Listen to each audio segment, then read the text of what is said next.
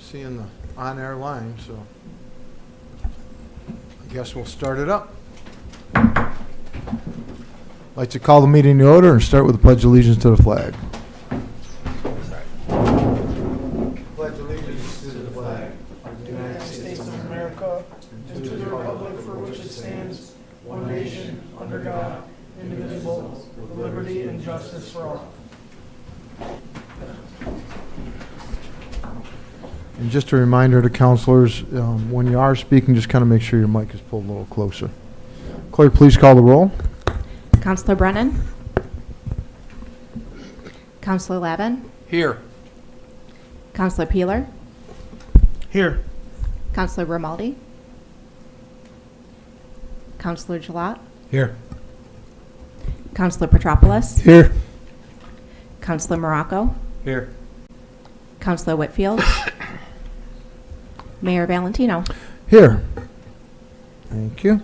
Next on the agenda is a public hearing for the 2024 consolidating funding application for the Community Development Block Grant Program. I need a motion. Counselor Gilat, seconded by Counselor Petropoulos. All in favor? Aye. Any opposed? Nay. One opposed. Counselor Peeler. The public hearing is now open. If anybody would like to speak on that topic, please. Excuse me. Yes. No, this is for the public hearing. Since we have nobody speaking on the public hearing, I need a motion to close the public hearing.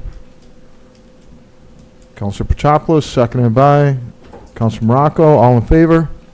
Aye. Any opposed? Okay, next moving on to 3+1 City Investment Update by our City Comptroller.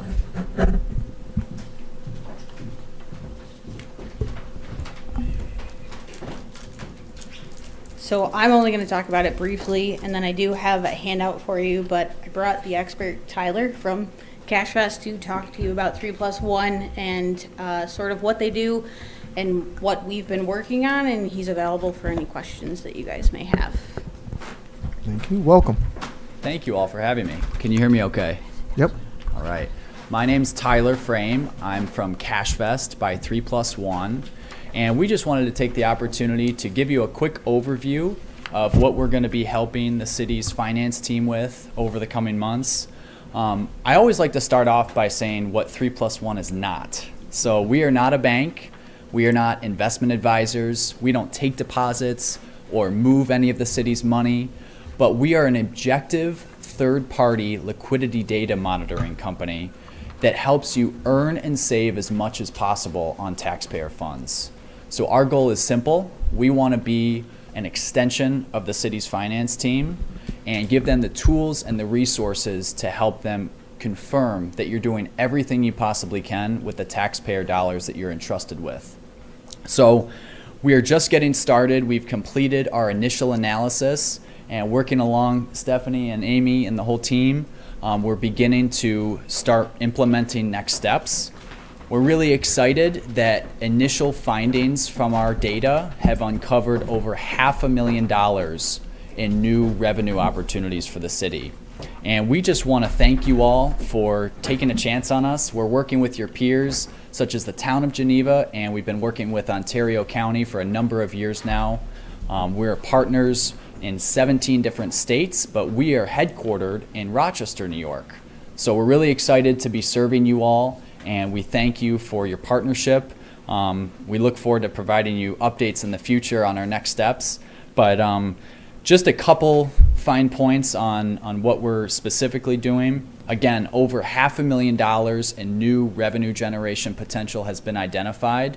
So we're going to be working with Stephanie and her team to realize that for the taxpayers, because no doubt there's always new initiatives at the city that I'm sure you all are excited about, and we want to be that added resource to help make those initiatives happen.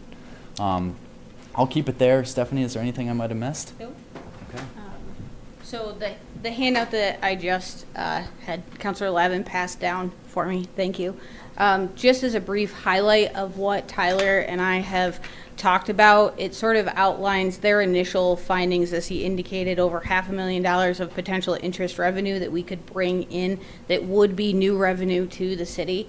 And it sort of outlines at the bottom what our next steps are. So we'll have 3+1 go out and do a rate quote for us. We'll work with our local banking institutions to start implementing some of their suggestions that are the low-hanging fruit, for lack of a better word on that. And then also, Councilor Peeler, I know it's your favorite, it will be an updated investment policy that we'll have to put through for council to adopt.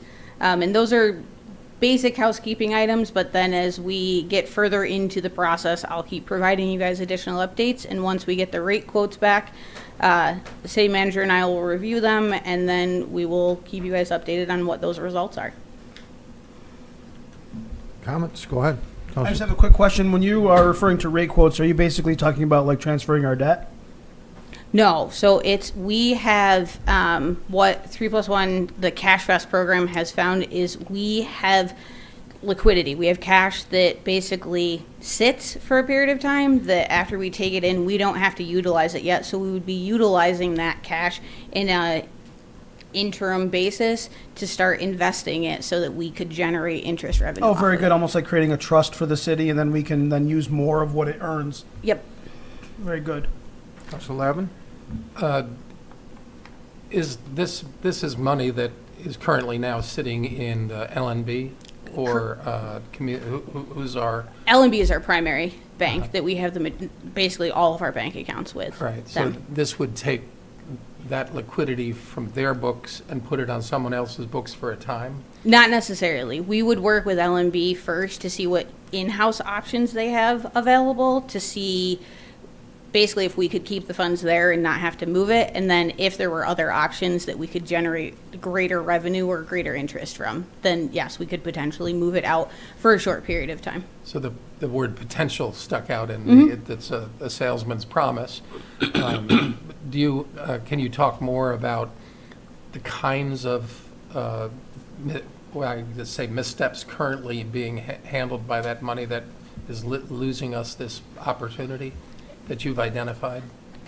Yep. Talk on this a little, on what you look for and some Yeah. of the things that we've identified that can make some changes. Thank Yeah. you. I'll first say that this is a new program. This is new information that has not previously been available. So Right. wouldn't say any missteps have been taken per se, but our job as a third-party data provider is to show you what the marketplace opportunities are. No doubt, having a local financial partner is paramount, and we want to make sure that we're leveraging everything that local financial provider has to offer initially. But as an independent third party, we do regularly, as Stephanie mentioned, help you issue rate quote requests to identify what are the marketplace benchmarks, what are other peers paying across the state, and ensuring from a safety and liquidity perspective that everything is legal under general municipal law. That's the first priority, safety. And then liquidity, making sure that you all have enough on deposit to operate. The three pillars of public finance in this order are safety, liquidity, and yield. So no doubt it's fun to talk about yield because that's where the interest comes from. But at the end of the day, we need to make sure the city's funds are safe and that you have enough on deposit to operate first and foremost. If the funds leave L&B to another location, the purpose would be because you think you can get better yield there, I assume. Could be. That's one component of it. At the end of the day, though, all of those decisions are completely up to Stephanie and Amy and the finance team. So we don't actually move any money. We just provide the data to show what the opportunities available are. It's obviously a local institution that has 123 employees on our Main Street, pays taxes, and does every other type of business with us. Having some of that money move would need to come at an understanding of how secured is it, and how big an advantage there is to having your money in places that we're not familiar with right now. I know that I was looking into the Denver-based organization that does a lot of state and local things, but their money is not secured the way that a local bank secures its money. You're right. And I think before we start, we have to understand that we're taking one of our best customers as both as a taxpayer and an employer, and making these changes. I need to know at least what are the places that money would be going and what the returns on it would be and what the court of jurisdiction is if there's a 100%. problem, because it's usually they're moved into much bigger funds that a little town like this doesn't have a lot of leverage with. So I think there's a lot for us to know before we start making that kind of decision. Yeah, But- everything you just said is 100% right.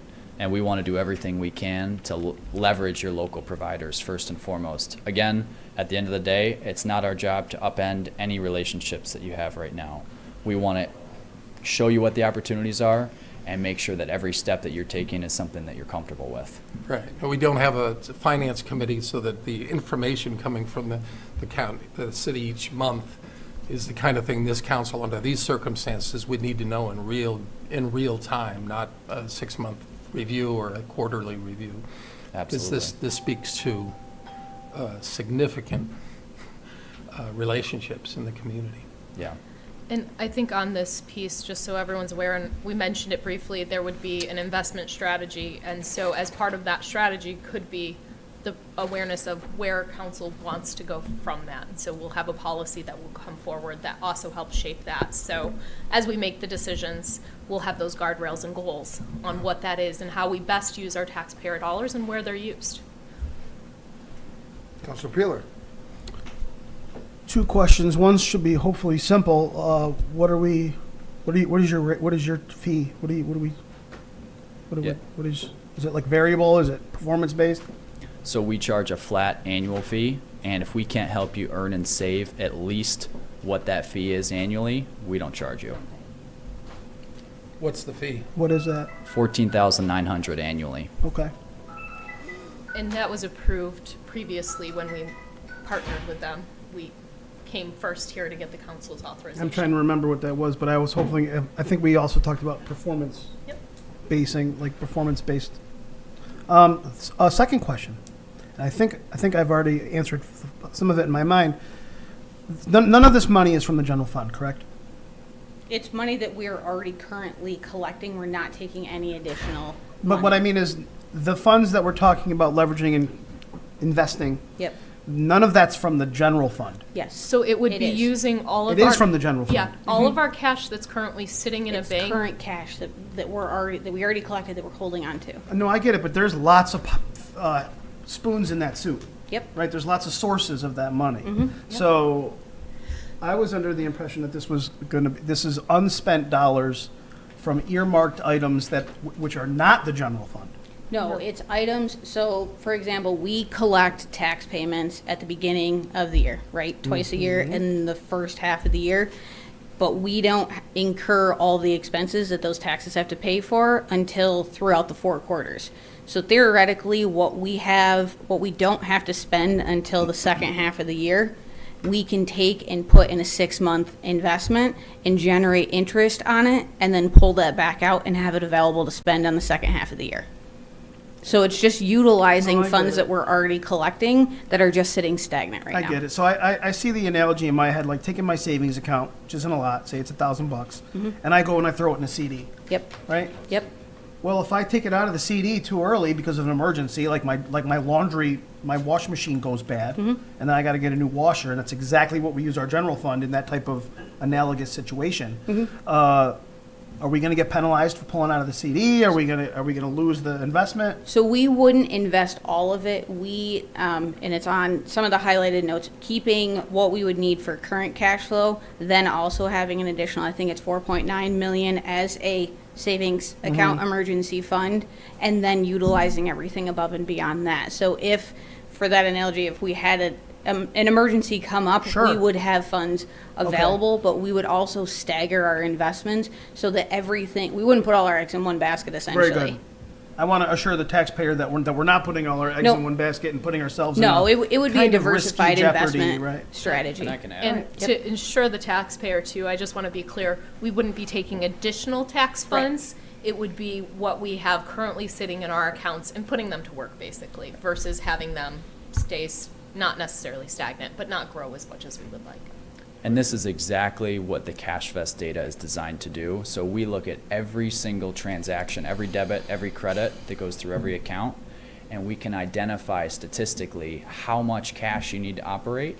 And then for existing or additional cash that you might not need on a daily basis, how long is it available from the moment that you collect a tax dollar to the moment that same tax dollar is spent? How long is it available for? What is its time horizon? And then pairing that information with what the marketplace is willing to pay for your cash, that's where the real power of the data comes in. One other thing too, I just want to add in that's in your highlights, because we talk about fraud, and that's another piece of the CashVest system when we talk safety and security, is they've already indicated some areas that we may want to change just because we could be doing things that have more fraudulent activity, and so how we shift that. So I think that's one of the bullet, it is using electronic forms for payment versus checks. That helps reduce fraud risk. So some of that other pieces are tied into that.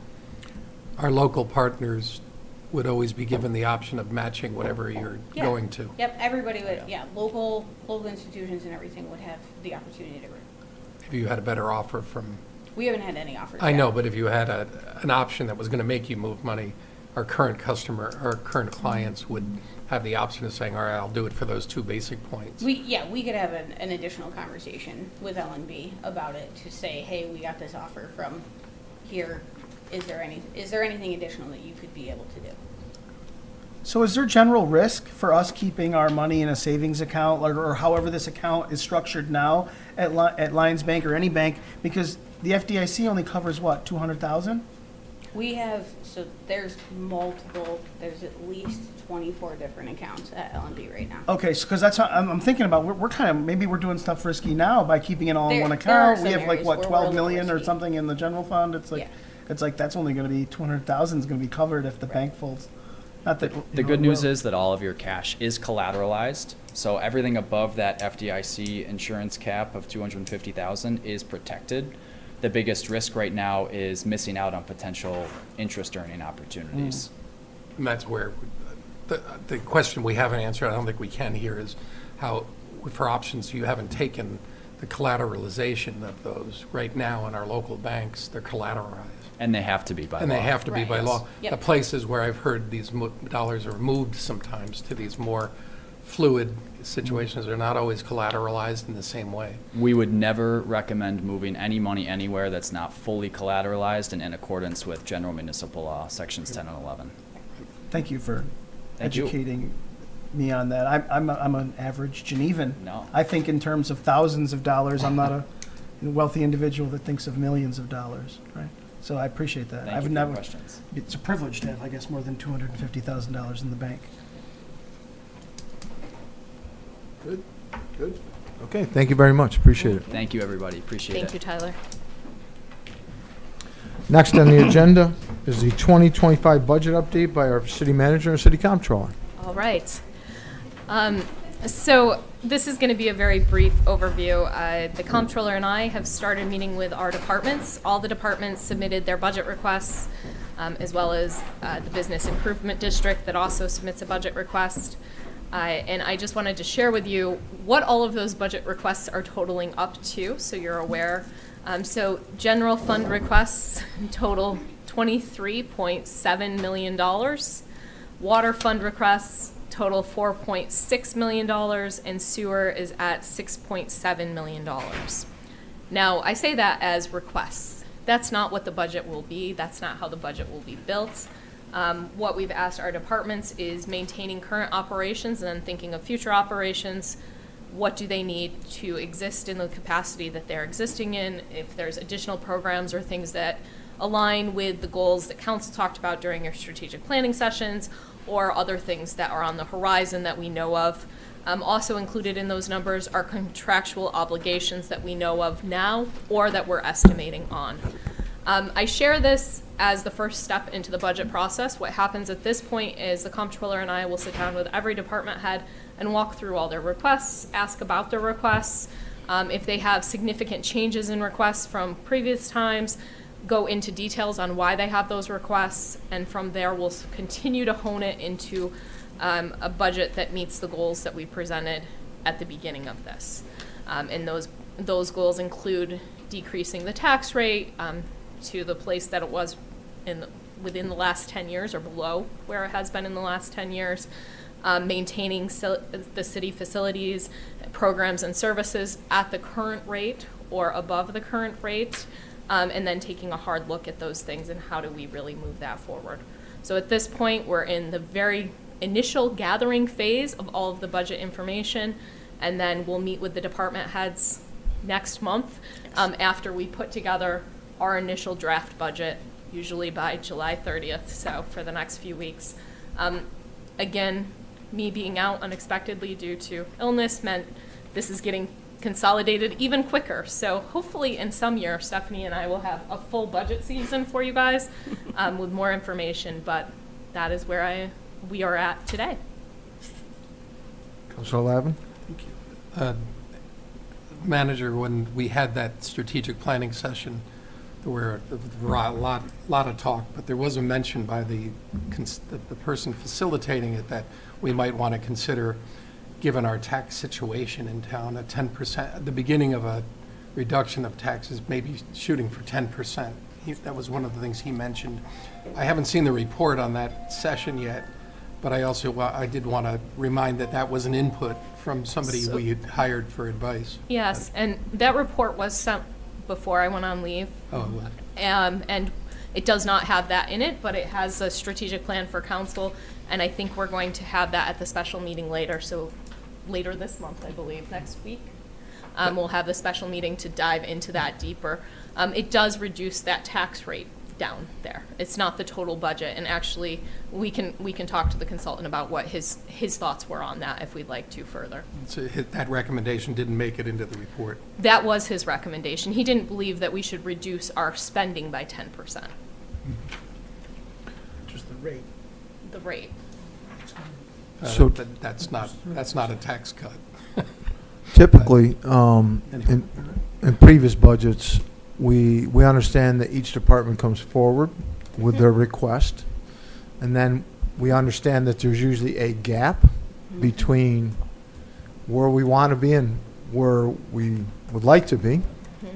I got to be careful there. And we understand sometimes it's $1 million gap, sometimes it's $500,000, sometimes $1.5 million gap. Where are we? And then I don't want to know that now, but Okay. usually then we understand what was not selected to move forward in the budget process. Are we going to see that in this budget process also? Yes, you'll absolutely see all of that. You'll see every department will have their full budget spreadsheet, what was requested, and you'll see it at 2 levels this time for some departments. Some departments have multiple staff that prepare their budgets, and sometimes their director will say, yeah, I don't think this is the year. So you'll see not supported by the director of this department, and then not supported by the city manager. And then you'll be able to dive into that. You'll also see, I give you those numbers, they are way off of where either the comptroller or I would like to be by a few million per category. And so we will work to hone that. We'll focus also on the priorities, because I think one of the things that I've finally reached my 2-year mark, but in the analysis of those 2 years, there have been some services and some changes. And so today I met with both Human Resources and the comptroller to talk about staffing changes and what has occurred over time with staffing. And we've decreased staffing and increased workloads. So how do we handle that? Those kinds of things will come out throughout the presentation. Thank you very much. Next is our supervisor update, and I see Supervisor Kennedy here. Welcome.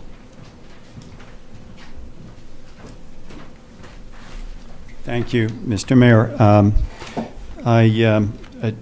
Due to a family member being ill, I missed last time, and so I think now balancing my private service and my public service. So good to see you all again and your new location.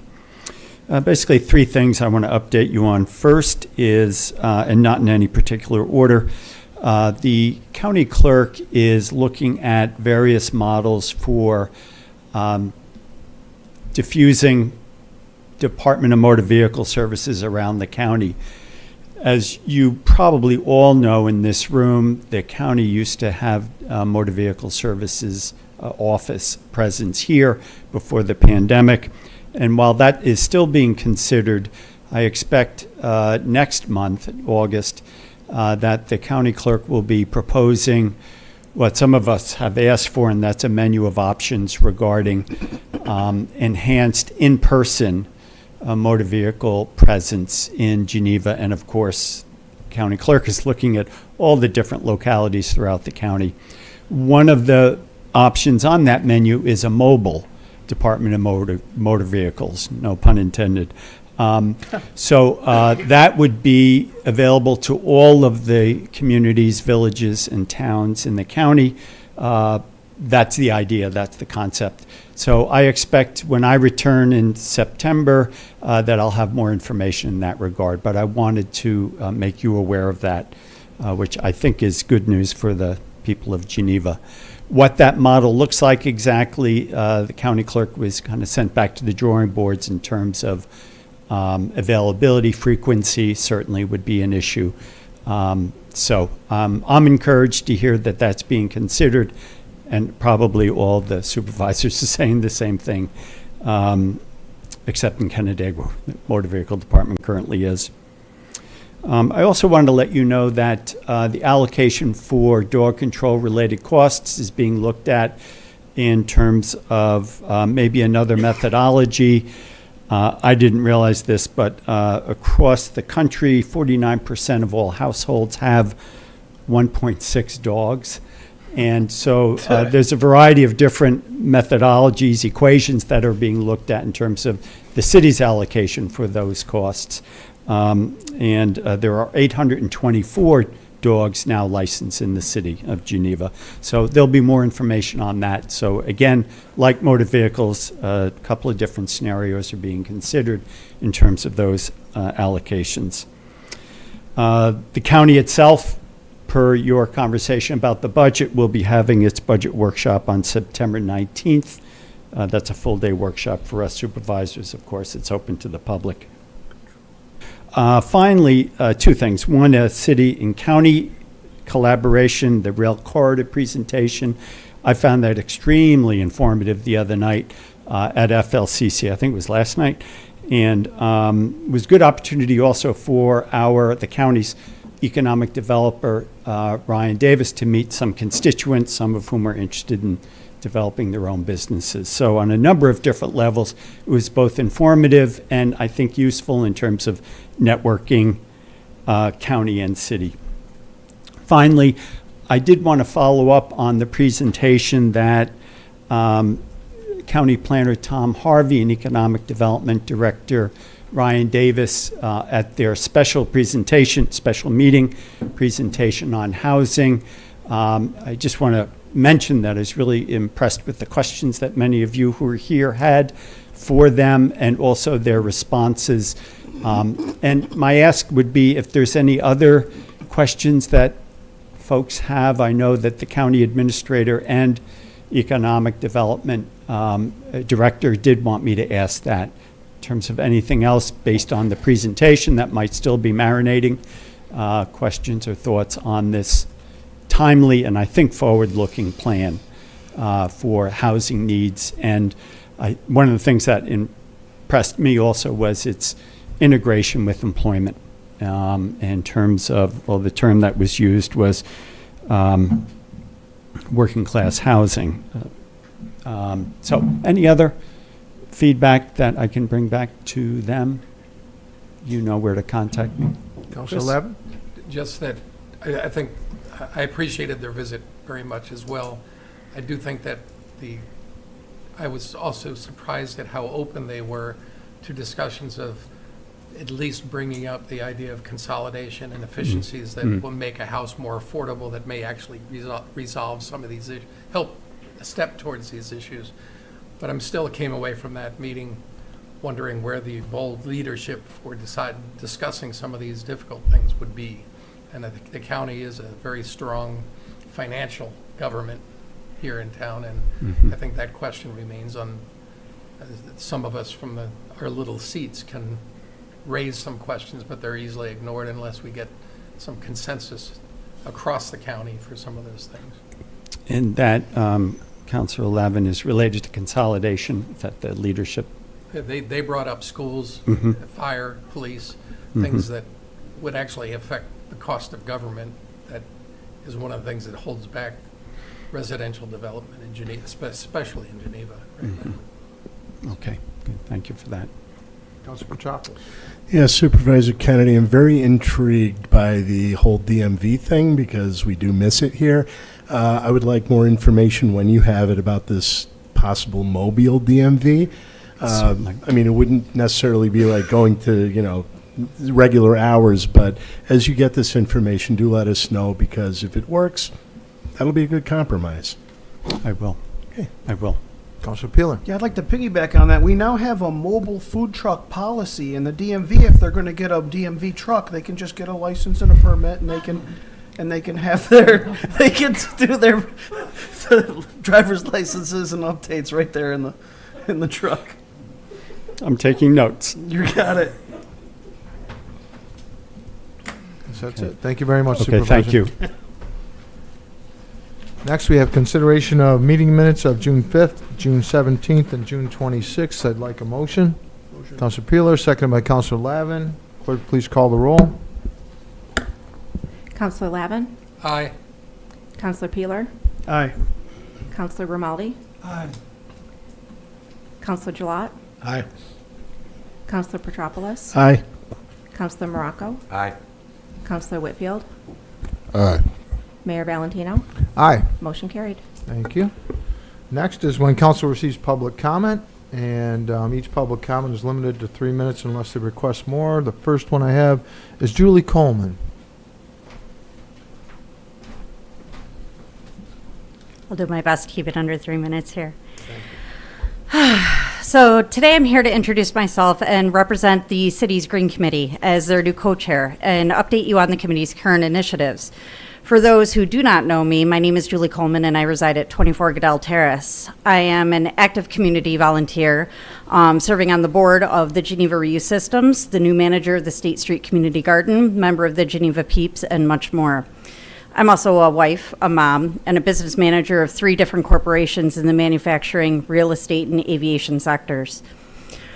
Over the past 3 years, the role of the Green Committee and its relationship with Council has been somewhat ambiguous. And while you have rightly focused your energies on legislative priorities needing to be addressed, this volunteer committee and other volunteer organizations have stepped up to help fill in the gaps, assisting on community-led initiatives that paid staff and legislation have not had the financial or time-sensitive bandwidth to commit to. Since May, the Green Committee has decided to take more of a look of what our role is in the community, what is working and what's not working, and to see what we could do better and more effectively. And we started to make some changes, and I just wanted to provide a simple update as what has occurred since your last June City Council meeting. We have reorganized our structure by electing officers, revamping our internal processes and procedures, and revising our mission and vision to reflect current objectives. Last week, we submitted website updates to the city clerk, as it has been outdated for some time now, so that we can keep information relevant and timely for the public. We have organized and updated our committee member list and have established a Friends of the Geneva Green Committee mailing list. This is to share information with community members and increase public awareness for those interested in the city's sustainability efforts through social media and digital newsletter publications. City Manager Amy Hendricks attended the June 18th meeting, provided an excellent time for discussion on where do we go from here. We also discussed the importance of having a liaison for this committee so that council can ask questions and provide feedback, and we can do the same. We have had positive discussions with the councilor regarding the importance of the Resource Recovery Park and why it is a priority. And we have also connected with councilors expressing the need for allocated funding for an experienced horticulturist to maintain the Geneva Lakefront Park. We are continuing on this initiative so that you, again, can have all the information that you need. Sustainability is one of the top buzzwords describing the vision of Geneva in the comprehensive plan. The Green Committee assisted in many measures over the past decade that helped gain us that reputation, helping with actions and advisement towards sustainable research and initiatives. Together, with the movement of policies and action towards living up to our once flourishing sustainable reputation, we can continue to make Geneva attractive to funding opportunities, tourism, and new lifelong residents. I look forward to working with you, and thank you for your time. Next, I have Ann Hoyt. Thank you. Thanks to Julie, too. She's provided a lot of great energy for the committee and done some very concrete things for us. I'm here with the usual three things. Well, four things, actually, to ask if there is a liaison now from council to our committee. You'll get that answer during boards and commissions appointments. Okay. Second, I've contacted all of you with Jill Byington's proposal for the remainder of the growing season. And I'm wondering what the city's response to that is. And public comments for us to receive it, but I did respond to that email, and I'm waiting for a response back. We did respond back with a modified proposal for the remainder of the fiscal year. I'm going to have to review my emails because I don't remember that one. But Yeah. Yep. Okay. I do want to say that time is really important. I've been asking for this appointment since January, and in the meantime, your park is kind of falling apart. So I think it's really important that you act quickly. Okay, I'm here also to support Jacob Fox's promotion of the Resource Recovery Park, which is currently serving a number of town residents at the cost of $40 a year.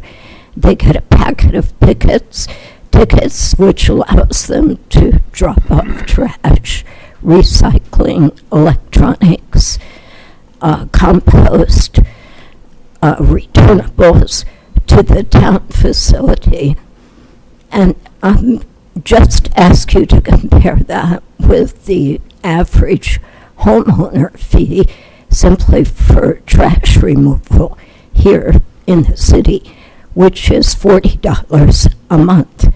So you would be saving city residents quite a bit of money.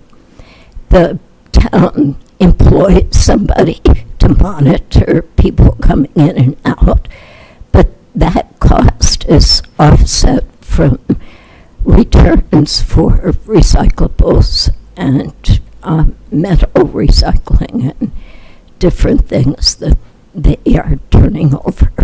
So I think it's a worthwhile pursuit for the city. And I hope you follow up. It's also, I think, an environmentally sustainable practice in that it takes less truck traffic. It would involve less truck traffic within the county, and it encourages people to recycle more goods rather than waiting for, metals recycling twice a year at the county level. People can do it at any time. Okay, and my third request is that you act on a code change that we've been asking for since January to control. Right now in your code, it's section 101, the control of growth of harmful vegetation, which currently only allows 10% of a lot to be planted in shrubs or wildflowers? Well, first, you've got dozens of homeowners in the city who are not in compliance with this, and the code is only being enforced when complaints are lodged. And so it also, secondly, the code really goes against lake-friendly practices, which call for turning lawn into rain gardens or some sort of natural area that that harbors water, prevents runoff.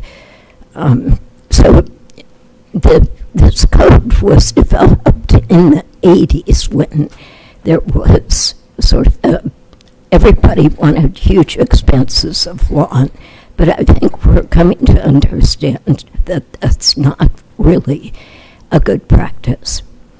The code also asks that areas with shrubs and flowers not be nearer than 25 feet from the street. Well, you can walk around the city and probably every other house is in violation of that. So, this code needs to be changed.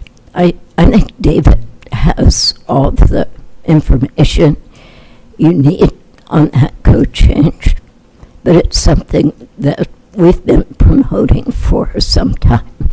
And without a council liaison to advance these things, I just keep coming before you every month asking you to do this, and nobody steps up to sponsor it. So we need representation. Thank you. Next, I have Mr. Gregory Peck.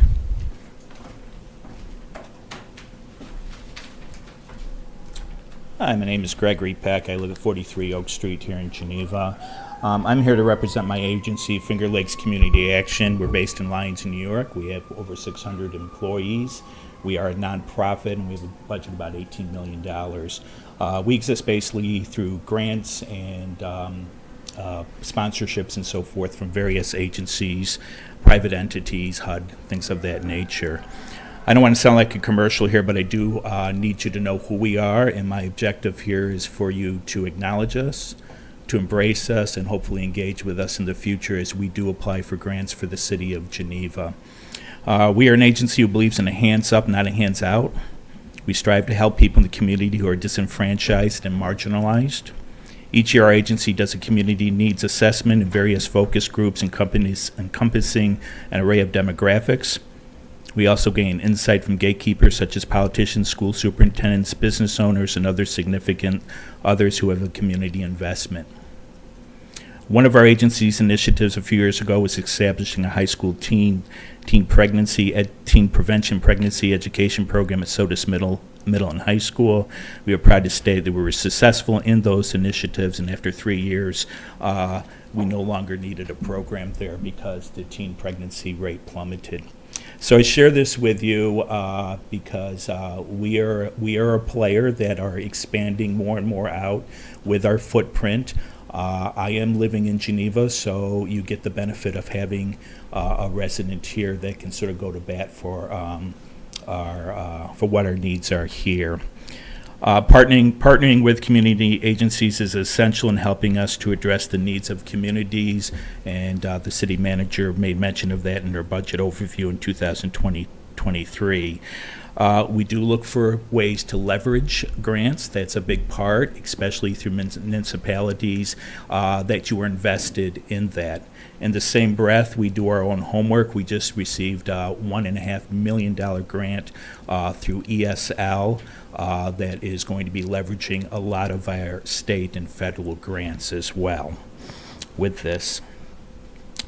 I talked a little bit about community needs assessment. I have written a grant for the City of Geneva through the Rochester Community Foundation. It's entitled City of Geneva Neighborhood Initiative for Curbside Appeal and Community Pride. The grant is for $100,000 with a matching grant from ESL for $100,000. We are collaborating with Blueprint Geneva, Geneva Salvation Army, and your own city staff, David West, and hopefully gaining that grant. So the grant is basically looking at, for, again, what it actually says, curbside appeal, helping people fix up the front of their homes with painting, gutter work, landscaping, getting trash out of yards, sort of simple things that can still be a financial strain for people. So we do hope we gain access to that. Our other grant is for $4.5 million. It's through the Department of Energy. It's called Sustainable Energy Resources for Consumers. It's going to be at Courtyard Apartments. It's to put in outdoor heat pumps and heat recovery for the 124 units that we have there at Courtyard Apartments. And we are working with the Geneva Housing Authority in making that happen, and HELCO. That is not a given yet. That is something we hope to achieve. So again, my intention here is to just let you know that we do exist. We are a big player, and we would like you to be invested in what we are doing, and I see no reason why you wouldn't be, but I just want to make it clear, we were Wayne County Action Program, so sometimes people don't make the differentiation anymore, how we have stepped up with that. This is an example of a program we do have here in Geneva here. It's called Safe Homes. It's a program for senior citizens that need safety modifications in their home, handrails, grab bars and showers, outdoor lighting, fixing up rotted porches, things of that nature for our senior population who need the financial assistance to help with those kinds of fixes and so forth. Many of the grants that we have are smaller grants that we give to people. For example, this grant is $5,000 for each person, because a lot of times, even if you have the money to fix up things, contractors don't want to deal with it because they're too small and there isn't enough of a profit margin. So our grant sort of takes care of that, if you will. So I'd like to leave these, if I could, for the counselors. And again, just if you know of any seniors that are struggling with safety issues in their home. Thank you, folks. I appreciate it. What was the business, the organization called again? I'm glad you said it. So we're called Finger Lakes Community Action. Community Action. Yeah. And we were known as Wayne County Action Program. So we have, our footprint is now in 7 different counties. So we did need the name change to help us with that. Do you have a self-perpetuating board? We do. We have 3 different sectors. We have a low-income sector, a business sector, and then a political sector, if you will. Right now, the only person on our board who is in the Ontario County is Ida, I forgot her last name, but she's with the Geneva Salvation Army, and she takes that. But right now, it is heavy Wayne County folks and so forth. But again, you got me here in Geneva, so I'll help you out. It was Greg. Yes, sir. Greg Peck? Gregory Peck. Mr. Peeler, do you know who Gregory Peck is? Famous actor. Well, yeah, but which, is it, your first name is the same thing? Yes, it is. Okay, I'm trying to think. Usually this guy's giving us an it alias. goes with people. This guy's giving us an alias. And, yeah, that's me. Any other All right, questions? thank you. Thank you. Thank you. Next, I have Jackie Augustine.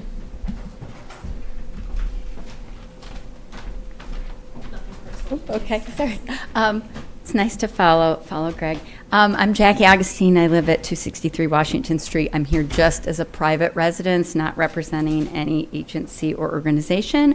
But I do want to talk a little bit about the work that a variety of agencies and organizations and volunteers who are unaffiliated with any organizations are doing, and to urge you not to cut the community engagement position, because I really think that represents a missing piece that would help move the city forward.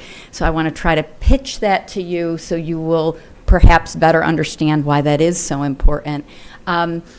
Way back when the city was kind of developing the neighborhood strategy, the comprehensive plan, had, ad hoc committees about value for the taxpayer dollar, and was really engaged in going to conferences and doing a lot of in-between meeting homework. There was a community engagement coordinator, and that was a really key piece of Geneva becoming designated an All-America City, and also kind of putting us on the map for economic development recruitment and a lot of the trend lines that we're moving in the right direction. I think we are well poised to have another resurgence like that. People are recognizing Geneva, the communities around us are understanding the role that community engagement plays in positioning communities for successful grant applications, for partnerships with community organizations. And again, I will say I do a lot of grant writing. I don't get paid for it. I do it completely on volunteer basis. Last year, we successfully brought in $1 million. Unfortunately, not all of that went to the city of Geneva. A lot of other organizations kind of on the periphery are doing a lot of the grassroots community engagement work that we haven't yet institutionalized, right? There does seem to be a real disconnect between the volunteer and nonprofit sector in the community and city government.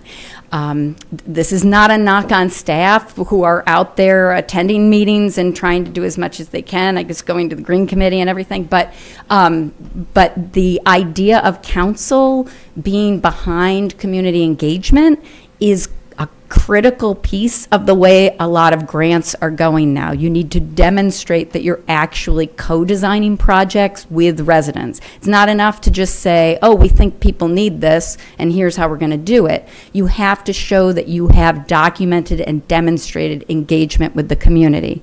And that doesn't come from meetings like this at 4 p.m. when you've got to come to City Hall. It comes from actually having staff members who consistently develop relationships with the community. So for example, and again, this is not a personal dig, but I think it's important to know how words have consequences. Statements at meetings that make it sound like the food security issue is something new or something just discovered. I mean, the city itself had a food security AmeriCorps person for an entire year doing a study about supermarket relocation in the city.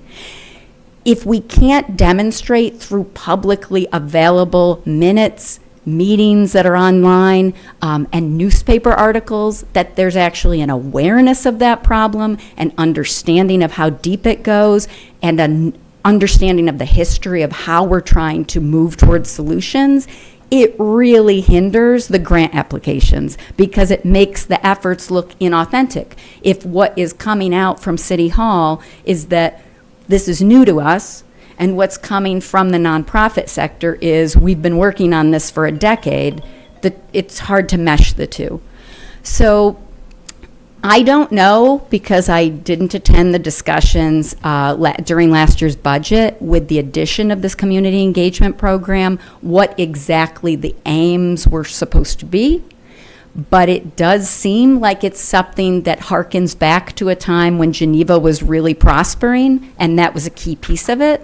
So I'm really worried when I see that kind of rollback, because I think it's, what's the expression, like cutting off your nose to spite your face. Like, I think the losses to the community in terms of the ability to build that authenticity and connection, that's my kind of like utilitarian pitch of why it's in your best interest to keep that position. But also, I just think community engagement is the right thing to do. There are a lot of people, in my other work, I spend a lot of time, particularly in wards 5 and 6. There are a lot of people who don't know who their city councilor is, who aren't comfortable attending a meeting, who might submit a comment about the economic development study that's going on, but either don't have the time, the childcare, the transportation, or the other resources to come and participate in a meeting. A community engagement coordinator bridges that gap and shows that the city takes seriously that people's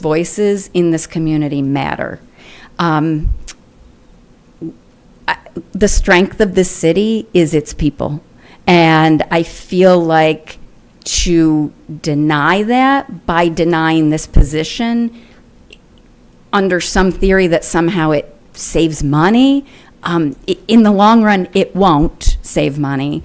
And it does more damage to the connection between the residents who you need to be part of the growth of this city and the city council, which should be leading that growth. So I think it serves a function financially. I think it helps to educate the council on an ongoing basis about what's actually happening, the lived experience of the residents who might not have, again, the time or resources to come out, or the interest in sharing their personal struggles and stories every time. Having a community engagement person allows that information to percolate up organically and to inform your decision making in a way that I think is just what responsible government requires. Thanks. Perfect timing, because our next item on the agenda is going to be our city manager report. All right, sorry about that. So some city updates. We held our 2024 city property auction last month, successful in releasing 12 city-owned properties. We had total bidders, 58 total builders that participated either physically or pre-registered, and then online we had a pre-registration of 129, so 58 out of all of the pre-registrations were there. Our average lot sale was for $23,416.67. The website, which was a new component we added, had 33,000 hits, 33,700 hits, and we had over 8,408 visitors to that website that were unique visitors. So it really did allow people the opportunity to look at those properties. Additional properties will be coming up in the near future. There is a property disposition team that is working together, and what they'll do with those is bring them to council for review on what the next steps are. At the same time, there will be a function at some point on our website where people can put it into a form if they have parcels of property that it's not currently for sale that they would like to discuss further with council. We have had a couple of people reach out on properties, and we'll bring those forward after that team meets, reviews them, and then gives you a recommendation. Again, a staff recommendation means that staff have reviewed all of the different characteristics of the property, looking at things that we know are priorities of council, things like home ownership, use of the community resources, things like that, as well as using those properties. Equalization rate on June 26, 2024, Department of Taxation and Finance established our 2024 state and or class equalization rate for the city of Geneva. Our rate is now at 100% equalization. That is a huge move. We had been in the 77%, so to get to 100% equalization is really positive news. We will be piloting a sprinkler program later this summer. The team members of the GFD, Fire Department, and DPW, Public Works, will work together. They'll be purchasing a sprinkler head for one hydrant in the city, administer the program, and we'll be doing it as a pilot program. A lot of larger cities do things like this. However, because we have a smaller system, we want to pilot it and see what it does to our system before we go further on that. And it will be done on a day that is over 90 degrees heat so people can feel a little relief. A request for qualifications for the marina has been released. This is the first step in determining the costs of the marina project in current times. The marina was envisioned and approved back in 2016. The request for qualifications starts us towards a request for proposals and bids, and it will allow us to understand who is doing this work, who's willing to do this work, and utilize that data. And then the Storm Task Force held their second meeting on June 25th as a complete task force. They've divided into 3 groups. They will be providing, they're collecting data and will have a report for council in November. The 3 groups are communications and education. That team is working on ways to break down information into seasons and distribute that information. They've also discussed changes in policies and practices example, landscaping and laws, how different plants and arrangements can aid in flood prevention. They're also working on ordinance changes regarding some of those things. The emergency planning team is discussing a notification system during an event. What does that look like? What does an alert system look like if there were a potential localized weather event? And then they will be planning a survey where they're going to be asking residents what needs they have regarding weather events and communications and how they would like that information. So they'll be doing that in the coming months. And then the infrastructure team has broken down their work into multiple areas. They are looking at sump pump infrastructure and an ordinance related to sump pumps and not connecting those sump pumps to our sanitary systems. That shouldn't be done currently, but people often do that. And so how do we approach that? They're talking through mapping of flooding and maintenance information, education and communications around backflow preventers for areas prone to backups, and then maintenance programs and tracking of DPW services so people can understand what the city does proactively to work with stormwater. And then just so everyone's aware, additional work sessions for council that will be coming up in the next 2 months include an overview of the Marina project, a review of the council strategic plan, and then a discussion with Finger Lakes Area Counseling and Recovery, the Finger Lakes Area Counseling and Recovering Agency, or FLACRA, about their new purchase and building. Thank you. Next, unfinished business, we have a resolution seeker of short-term rental ordinance presented by our Director of Economic Development. Thank you. So this is the environmental review for the short-term rental ordinance. In a previous meeting, I believe we identified council as the lead agency. That means this group is responsible for making the determination whether or not passing the law would have an environmental impact. Provided for you narrative and draft forms filled out indicating that adopting the law will not have a negative impact.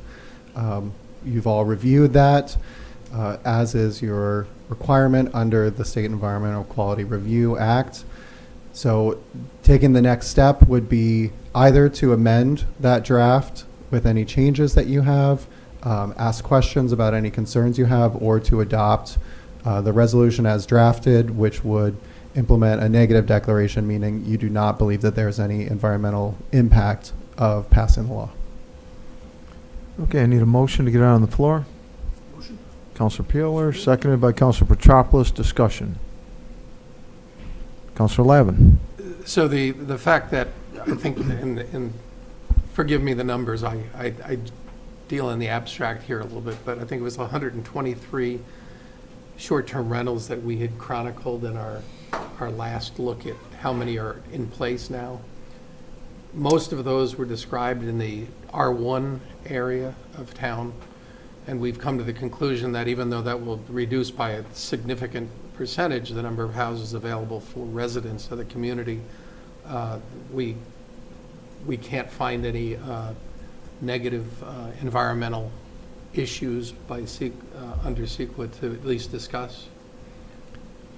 I believe the seeker's pre-filled out and was given to council, so if, what Mr. West is saying, if you'd like to provide an amendment to that, he said you could do that. Well, the judgment that it was a negative was not made by this council yet. That's what's on the table right now. Right, Yep. right. I'm just, the staff has come up with the decision that it's negative. I would say staff has provided a sort of form by which this council can make the decision it wants. So you certainly do not, and you shouldn't take what David has drafted as gospel or even necessarily, a recommendation from staff. It's really, seeker is required, this council is required to review seeker and make a determination. And you will have to point to a significant environmental impact that this law has. So if you identify those, then we can amend those. We can amend the forms to identify those impacts, and then you still got to make the determination in the aggregate if that is a positive declaration, a significant impact to the environment, or a negative declaration. So if we were lawyers with complete seeker background and could parse through this in time for this meeting tonight, we could do that, but perhaps we need a work session to actually look at how seeker applies in this case so that we can come to an informed decision as a council, whether or not we think there's an environmental impact here. Certainly, there's a lot of impacts where what fits under environmental is a distinction that lawyers are familiar with. We're less so. I mean, that's council's prerogative, right? If council wants to have a work session on this, they certainly can. If they don't feel it's necessary, then it's the same as well, so. I don't feel it's necessary, and I personally understand a variety of legal jargon. And Councilor, I mean, if you're a general request to learn more about seeker, I'm totally supportive of that. I just hope that everybody on council took the time to review it. And I think two of the key features are, you have columns that say no or small impact may occur, and the other one is moderate to large impact may occur. And I believe the way it was filled out, I agree with it, so I appreciate the effort from staff. I understand what's going on, but I Okay. don't know that we're weighing the real impact of this thing in many ways, including seeker. So, Okay. if you want to, you've been wanting to rush this through since we came at it, and I don't think that's going to change. But I'm not going to sit here and praise something that's taking 123 or 124 homes out of our first our R1 area and reducing our census in the next census count in the next census, and claiming that it's all done for people wanting to invest in Geneva.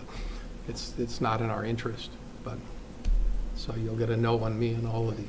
Who's asking you to praise it? No, wait, councilors, I appreciate your input.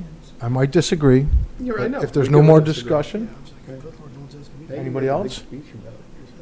Yeah, we can. Say to your neighbor. Okay. I know, then say it. Clerk, please call the roll. Counselor Lavin? No. Counselor Peeler? Aye. Counselor Grimaldi? Aye. Counselor Gilat? Aye. Counselor Petropoulos? Aye. Counselor Morocco? Aye. Counselor Whitfield? Nay. Mayor Valentino? Aye. Motion carried. Next is the second reading of the short-term rental ordinance amending Chapter 15-44 short-term rental operator license and related sections of Chapter 350 zoning, presented by our Director of Economic Development. Thank you again. I'd like to clarify something that I got a couple comments of confusion about. No changes have been made since the first reading. The changes that are mentioned in the memo were changes from the last draft before we got to the first reading. So this is exactly as it was on the first reading. Thank you. I need a motion. So moved. Council Peeler, seconded by Council Petropoulos. Discussion. Council Quick Peeler? comment. Thank you for making those changes. They were verbatim for what we requested those changes be, and perfect. Clerk, please call the roll. Counselor Lavin? No. I'm sorry. Councilor Grimaldi, I missed him. Sorry. Dave, do you know that the governor signed the state short-term rental? It has not. Not yet. Hasn't been signed? 'Cause it did pass in the process. Yep, still has not been signed, at least as of yesterday, but I don't believe it has today. Just to add to that, whatever we're doing that conflicts or gets mixed up into state policies, we can make changes to align it with those policies down the road, correct? I mean, Yeah. yeah. Yeah, Public so hearing? this law doesn't, the only thing that the state law will have an impact on is a, Tax, correct? Occupancy. well, a tax and Occupancy. then there's, they have The a registry. registry, yeah. So New York State passing loves this their law registries. before the state law comes through will allow the city to have its own registry of properties. Otherwise, the state registry becomes the only registry. Thank you. Councilor But we Grimaldi? want to use the state because they have 10 times the stuff we're going to get out of this. You I can use mean- both. So, I mean, So- the state's happening either way. Okay. But the city one will either have to be implemented before the state or not at all. Right, once the state goes through, it cans this one. But I'm No, just it's concerned the, about putting No, no, another no. level of government into this short-term rental. So if I can the clarify. state's going to do it, then there's no need for the city to do it. If I can clarify, if you do not put a registry in place before the state law is signed, Right. then you never have the option of Right. creating a local registry. If we do, which this law does, you could decide later you'd rather just use the state one and remove ours, but you'll have that option. And that would be kind of your staff recommendation, is we don't know the timeline the state will have for setting up the registry, so this will get us to moving forward with the registry, and then when the state's registry comes along and is the perfect registry, we'll just move it over. Much better information. Councilor Petropoulos. Yes, I took the liberty of discussing this, actually, we did, with Assemblyman Gallahan, and the way it was explained to me is that basically, if we don't adopt this resolution, then we default to the state's resolution entirely. And by adopting this, we kind of get the best of both worlds. So it doesn't hurt us to adopt this at all. And also, we don't know how long it's going to be before the state actually gets it signed, how many more amendments there are going to be. It's passed both houses, I know that, but it could just as easily be vetoed. So hard to say. I think we're doing the right thing. Okay, I'm going back to the clerk on the roll. Counselor Peeler, Aye. Counselor Grimaldi, Aye. Counselor Gilat, Aye. Counselor Petropoulos, Aye. Counselor Morocco, Aye. Counselor Whitfield, Nay. Mayor Valentino. Aye. Motion carried. Next is a resolution on short-term rental ordinance presented by our Director of Economic Development. This is the resolution adopting the ordinance. So we had the second reading, just for clarification. This is the actual resolution. I need a motion. So moved. Counselor Peeler, seconded by Counselor Petropoulos. Any discussion? Counselor Lavin.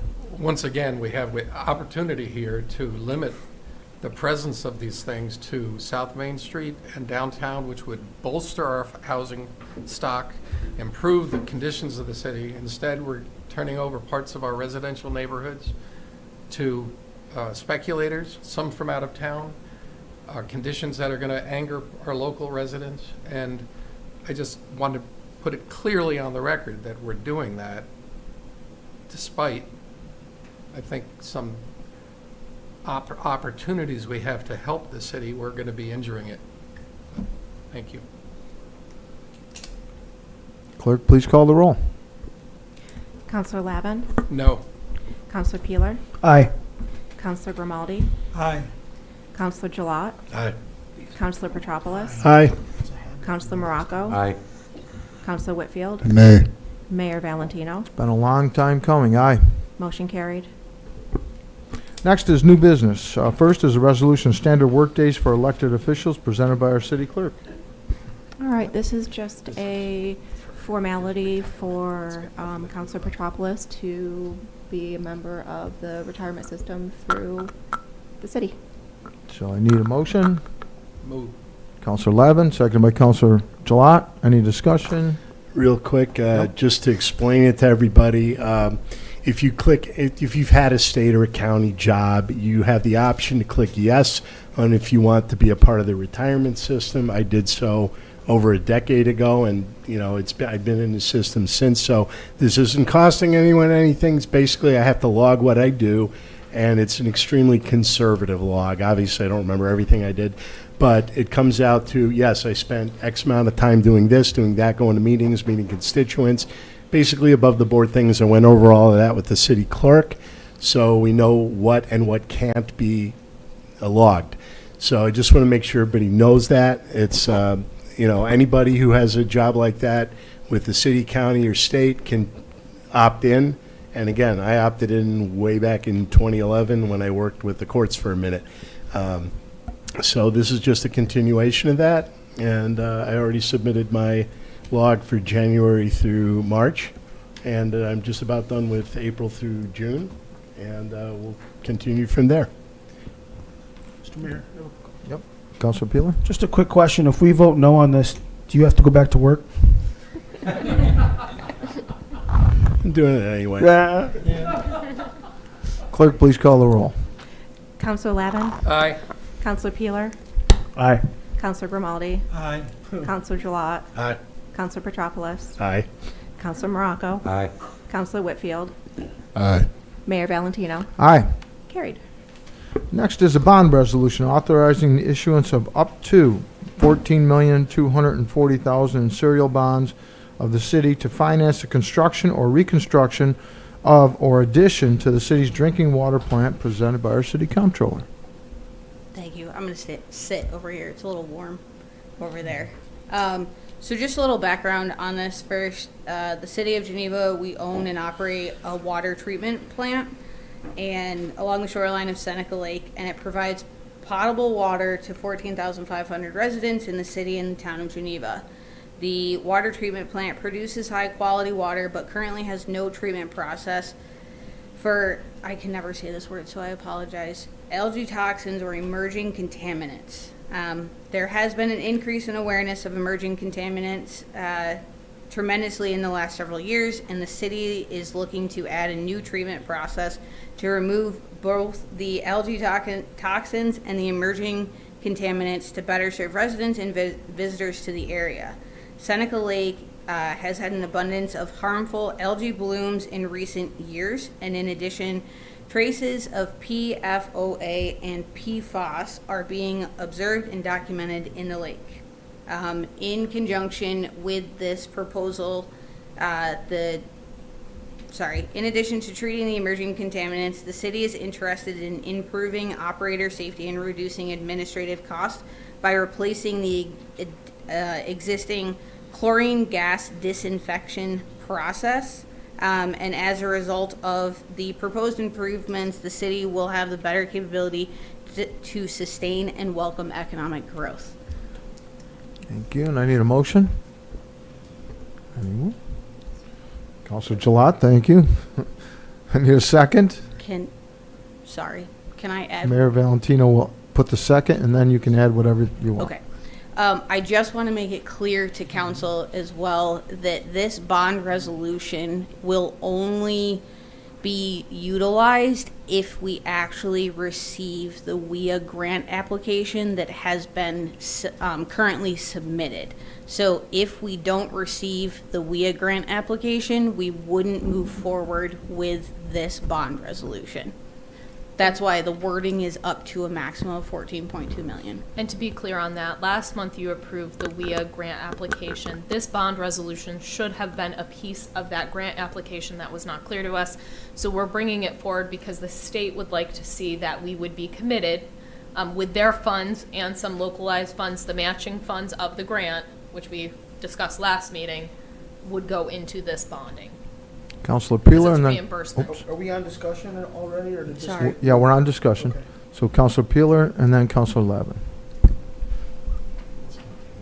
Why? I mean, I lament here, why does New York State require their money to be tied to our residents' debt? Why do they, it's not a grant if we have to then, it's not a grant. It's a 50% coupon to a loan. Well, it's not necessarily a loan, it's a 50% grant that, it's funding that we received that we don't have to pay back.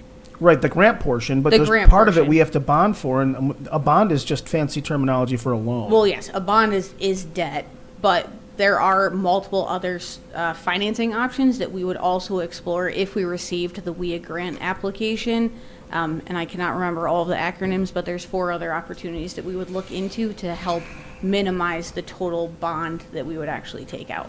I have intellectual exhaustion for how much debt New York State requires us to go into for a carrot to get money that's really ours to begin with. Really, that's a sick joke. That's just, I know it's not your fault. I'm just No. saying I'm lamenting here. You're entitled to your opinion. Yeah, that's tax Councilor- money from the New York State. Councilor taxpayer. Lavin, then Councilor Petropoulos. I had, just for the record, I assume that this does not commit us to any increased sharing of the water from the plant with any of the surrounding municipalities. No, it's just current treatment of water that we're already obligated to share, I guess, for lack of a better word. Under current agreements. Current agreements, Some yes. of which have expired but not been renegotiated. Correct. And on this, to go back to the grant, and Councilor Peeler, hold on, because this will make you even more infuriated. Some of this is Got lots in of candy. preparation for additional standards that will be coming from the federal EPA and others, because we will have to do this at some point in the future. we are preparing for that cost obligation to come, and that cost will not go down. So that's why we're applying at this point. It does not mean, and I want to be clear when we talk water, Yeah. we have solid, good drinking water that residents can utilize now. This adds another layer to that. But as a lot of other places are experiencing not good drinking water, the state and federal governments are putting more regulations in place. This gets us prepared for some of those regulations to come. And why we are going forward after much debate on this grant, I will say, with staff on, is it time to do it now or in the future? We decided to bring it to you now, knowing that the cost to do this business will increase in the future, because costs always go up. And we will be mandated at some point in the near future to do this anyway. Maybe. You mentioned algal blooms. I totally understand that. PFAS, is it what I think it is? I knew you were going to ask about Yes, you that. did. So, I don't want to actually attempt to explain them because I'm not the best. Joe Veduti can talk, and our water treatment plant, What PFAS is? Yeah. I can tell you what it is. So it's basically microscopic plastic components like polyvinyl ethanol and other things that go into fire retardants and other things that are in such an aerosol and microscopic form that they get into everything. Right. I'm not even convinced that what we're going to do, no offense, is going to take the PFAS out. None taken. Well- No one's been able to successfully do this. The reason I bring it up is because back when I worked at the White Deer, I was at the Army depot, I was told that there is a big cloud of yuck, basically firefighting foam from whatever, that's making its way towards the lake. So my first thought is this something the Army Corps of Engineers is obliged to get themselves involved in, or are we just stuck with this yuck? So, oh, sorry. No, go ahead. If I may, on the PFAS side of things, we are currently participating in a class action lawsuit, which I'm not going to get into details, and I'm looking at Robert because he and I have been discussing this one slightly. He's ducked.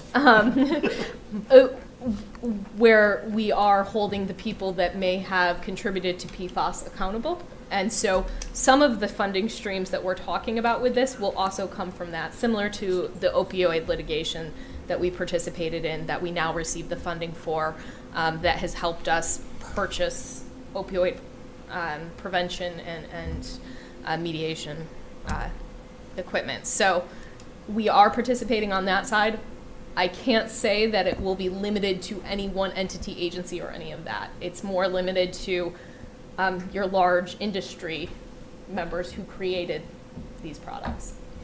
Very good, I am satisfied. David? Yeah, I just wanted to explain about the amount here. This resolution would authorize the largest amount that we think could possibly be needed. As was explained before, there's no way the project would go forward at this point without the WIA grant. There are also other sources of funding that we'll be pursuing. So having this kind of pre-authorization helps us pursue those funds. It doesn't mean that we're going to spend that amount. We're looking at all of the options to spend as little local dollars as possible. And once we have all of those venues pursued, then there'll be a time for the question of, do we actually want to, does it make sense financially at that point to build it or not? Go ahead, Councilor. I was just looking for 2 points maybe of clarification more than anything else. One is debt from the water and sewer funds is shared. So it's split 50/50, because this is, essentially that's how we bill as well. So we would look at it from a 50/50 split as far as the debt, covering the additional debt. Okay, thank you. And the other one is maybe just a quick explanation of a ban versus a bond. So the easiest way to explain it is a ban that is a bond anticipation note is when you borrow the money so that you have the cash flow available to spend it on the project that you are eventually bonding for. So once you actually spend down the ban, that's when we flip it over to a bond and begin the repayment of it. Thank you. Yep. Different interest rates? No, Okay. So whatever we ban for, well, theoretically, I shouldn't say no. Theoretically, it could be, because it depends on when you actually finish utilizing funds of the ban, and that could be over several years. And then when we go back out and we essentially sell our debt for the best interest rate possible, we have the potential to have a different interest rate than what you had on the ban. Thank you. Anything else? Clerk, please call the roll. Counselor Laban, Aye. Counselor Peeler, Nay. Counselor Grimaldi, Nay. Counselor Gilat, Aye. Counselor Petropoulos, Aye. Counselor Morocco, Aye. Counselor Whitfield, Aye. Mayor Valentino. Aye. Motion carried. Next is a resolution approval of the amendment to the municipal cooperative agreement for the Greater Tompkins Cooperative Agreement for the Greater Tompkins County Municipal Health Insurance Consortium, presented by our city manager. Yes, so this resolution amends a previous resolution you put forward with our health insurance provider. The reason that we have to make this amendment is in previous years, they have been able to do a multi-year resolution to sign a cooperative agreement, and if there are any substantial changes, they can come back. Most of their changes, though, are additional municipalities joining, and so there's not a need for them to come back to ask every municipality, are you okay with additional municipalities? However, the Department of Financial Services, I believe, when they audited this year, said you have grown too much and we're not allowing you to do that anymore. And so now we will have to do an annual municipal cooperative agreement to say, yes, we accept additional municipalities or any other substantial changes, but there hasn't been any that I've seen in the agreements they've shared. Need a motion? Counselor Gilat, seconded by Counselor Lavin. Discussion? Clerk, please call the roll. Counselor Laban, Aye. Counselor Peeler, Aye. Counselor Grimaldi, Aye. Counselor Gilat, Aye. Counselor Petropoulos, Aye. Counselor Morocco, Aye. Counselor Whitfield, Aye. Mayor Valentino. Aye. Motion carried. Next is a resolution eliminating the position of Community Engagement Coordinator, presented by Counselor Petropoulos. Yes, you do. Please. Very good. I heard the comments earlier. Bottom line is constituents know who I am. I engage. Right now, their big comment is my street just flooded today. I remember day one when I moved here in 2014. For a minute, yes, we had neighborhood initiatives. We had meetings, and that fell apart. Then for a minute in the mid-teens or late teens, we had constant contact. We got regular emails if you signed up. That fell apart. Then came COVID and our rather divided community, and right now we need to rebuild that, but it's probably not going to happen through this, at least not at this time, and certainly not as described. The job description and this 4-page document, which kind of reminds me of an attempt at a saving throw in Dungeons and Dragons, totally different. I think the job description is what triggered me to look more into it. And at this time, we could revisit it, but at this time, we simply don't have the resources. And if, we're the community feedback. If I get out there, and yes, I spend time getting out there and meeting people, they'll tell me what they want. In time, we're going to get town halls. We're going to have a 3-way town hall, hopefully. At that point, if people show up, yes, they'll tell us what they want. Furthermore, our email addresses are right there in the city website. People know or should know who we are. That is a question of who's actively participating in caring about who their governor or their assembly person or who their counselor is. So I don't know. I just don't feel warm and fuzzy about this. I think the money saved could go towards a targeted grant or towards something a little more urgent. And perhaps down the road, when Geneva has become a little more prosperous and the community's healed from COVID in the last whatever, we can come back together, And yes, people are actually saying, yeah, we've had a food desert here. So we all know this. And again, it's just a question of engagement. So that's my justification. I don't think we have that money. I do not want to see the ball dropped again. It's been dropped too many times. I think we need to meet with council and staff and come up with a better way. That is all. Okay, I need a motion. So moved. Counselor Peeler made the motion, Counselor Petropoulos seconded, just to clarify. Discussion. Do you want me to talk about what I shared with council? Yep, please. Yep. Okay, so I did share with council a 7-page document about the history on this, and the Human Resources Director is here as well because she has some of that information. In 2024, we allocated $49,217 to this position. That allocation that we took through tax dollars includes funding for salary and benefit costs for half of the year. The ongoing costs would be about double that amount because we did half of a year, plus any salary or benefit increases. The job posting has been posted on June 24th. The application period closes on July 15th. We did not boost that posting because this came forward last week. Currently, there were 5 applications submitted to Ontario County. 3 have been approved. There are 7 pending currently on LinkedIn that would need to submit through Ontario County. The position was crafted around the idea of community members indicating that people would like to know more about what is being accomplished by city staff. They need more communications. They don't hear from us, what projects are happening or not happening, and then having more opportunities to engage with and influence the work of the city. And that is always kind of what we hear second to the city should be doing more about X, Y, and Z. This position was created following a couple things that changed. There was a communications position that was created prior to my time that was shared with the Business Improvement District. 0.5 FTE was paid for from city, 0.5 FTE was paid from the Business Improvement District. The position was hired, an employee began service to both organizations. What we found is both organizations had different missions on how they wanted that employee to focus. There was also a time where this position was part of the Office of Neighborhood Initiatives and has been tried in different ways.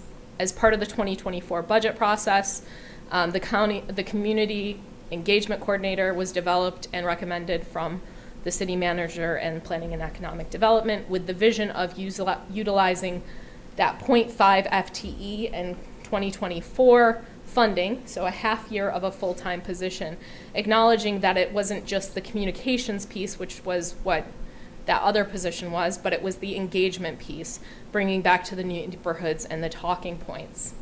Also in the 2024 budget, there were some changes in the city manager's office, as well as in the human resources office. So in the city manager's office, there were 2 FTEs at the beginning of 2024, myself and a special projects coordinator. We moved that special projects coordinator to 75% in human resources and 25% in my office. We also had proposed last year to have a human resources assistant, acknowledging that the human resources workload was larger. That position was not filled, and instead we came up with some shared savings by doing 75% of the special projects coordinator being there with 25% in my time. I did not include that in the council update, but in discussions with Jennifer today, she reminded me of that move. And so we did not fill that FTE either. So as far as planned scope of work, so there is a job description, and then staff have a planned scope of work. What are they actually going to do with the job description? Often job descriptions are very vague, and they say things like engage the community for community engagement coordinator, or do things like that. This position was envisioned to take over the city updates. When the communications person left, all of that work fell to the special projects coordinator, who's now primarily an HR assistant, as well as some was taken on by our events coordinator. They have been doing a fantastic job at doing this, but this is not part of their day-to-day workload. They've taken it on as above and beyond. So the city updates, currently we are doing city updates one time a month, or once a week. This was going to be taken over by the community engagement coordinator. I will say that as far as priorities go for the staff that are doing it, I need human resources staff, and David needs the event coordinator to be focusing on other pieces. So without this position, we will propose removing that and reducing it down to a monthly city update. Website maintenance, currently we maintain our website as best as we can. Often they are comments from community members, council members, or others saying, your website is out of date, here is a dead link, can you fix this? We have no staff dedicated to website maintenance. We have multiple staff in each department that as part of their position, they have learned how to use the platform when they are able to, and will do updates as they can. This position was envisioned to take over that maintenance. The other piece that we have fallen behind that we are working with IT on at this point, as well as others, is compliance with state and federal laws regarding website operability for people with disabilities. We are doing more with that, but that also takes time. This would be a person that would be available to do that. Social media management, I will say we have about 6,500 active community members involved in our social media accounts. Posting on the platforms, we range between 3 and 7 times a week, is what we would like to see. Currently, those Canva or those graphics are created by those 2 positions that are not actual communications positions or community engagement positions.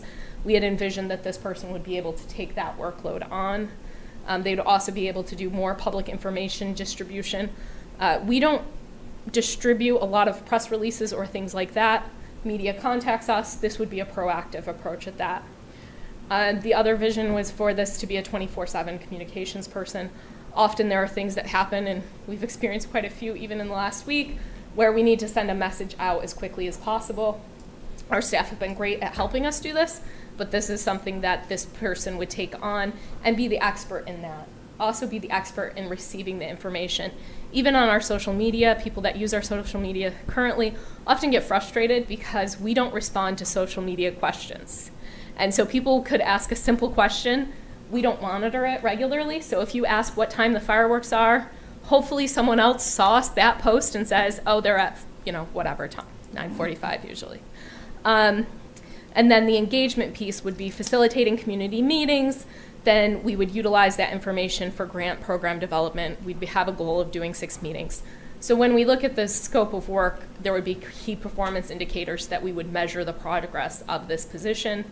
And then pie in the sky dreams are things like benchmarking our communication strategy, developing a communication strategy about city functions, and continuing those engagement pieces. Currently, a lot of this is done piecemeal with no consistent plan. The idea behind having this position was to give that consistency for our communications and our engagement strategy. Those were things that had been done previously in other configurations.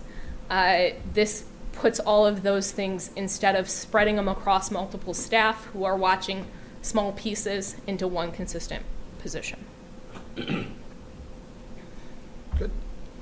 Council Lavin? Yeah, I compliment Councilman Petropoulos on a direct effort.